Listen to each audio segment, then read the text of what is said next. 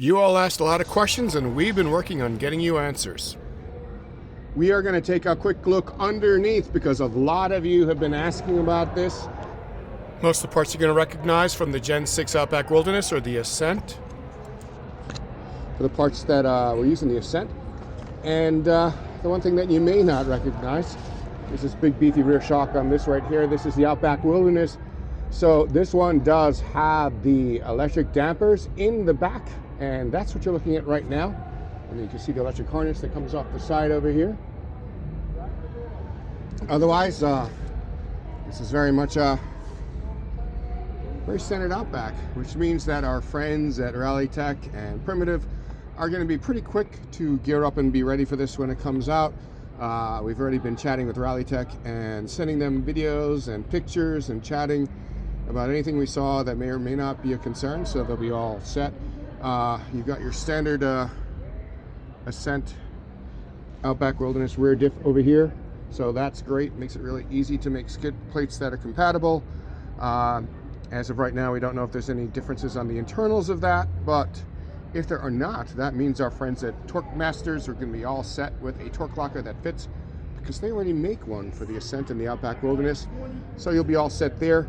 Other than that, the rear is pretty standard compared to everything else that all of you would expect.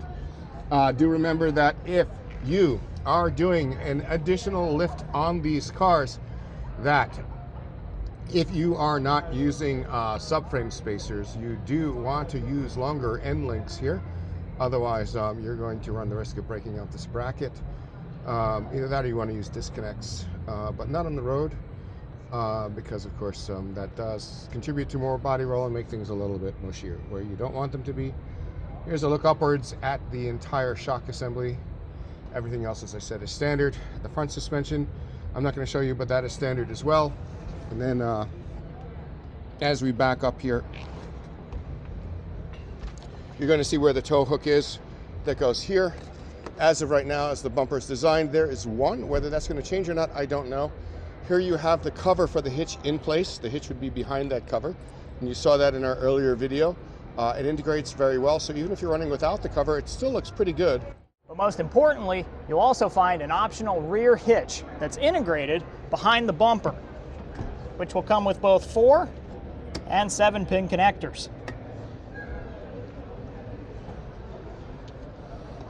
So I don't see any problems or complaints there.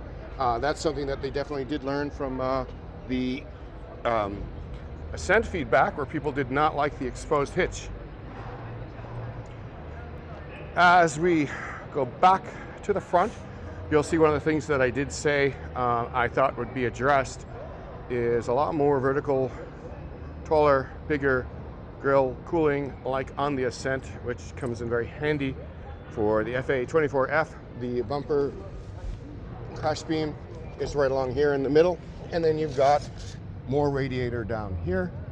And then as we start to get underneath, you all asked, Subaru delivered, you have actually got subframe mounted recovery hooks here like on the Ascent. The Ascent has one of them. I don't know why they didn't stick another one on there. I guess because they didn't expect as many of us to off-road as we do.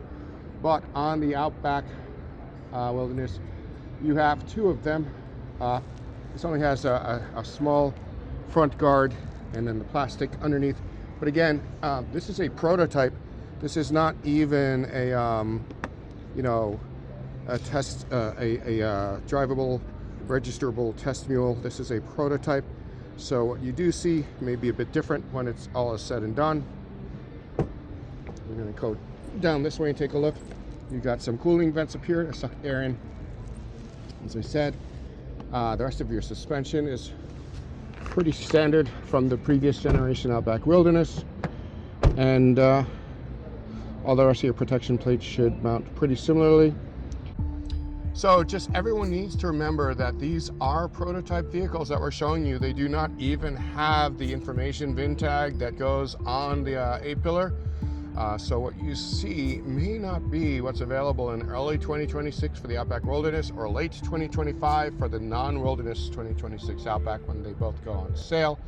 But it's probably pretty close. So I don't expect too many changes, but if we do become aware of any changes along the way, we'll make sure that we let you know. And definitely stay tuned to the Off-Road Roos, Off-Road, R-O-O-S, YouTube channel, because we will be taking these guys out on the trails with us and testing them in real life on the very trails that we off-road on, and show you how they all handle. And of course, make sure you follow us on Facebook and join us in the community to come on adventures with us.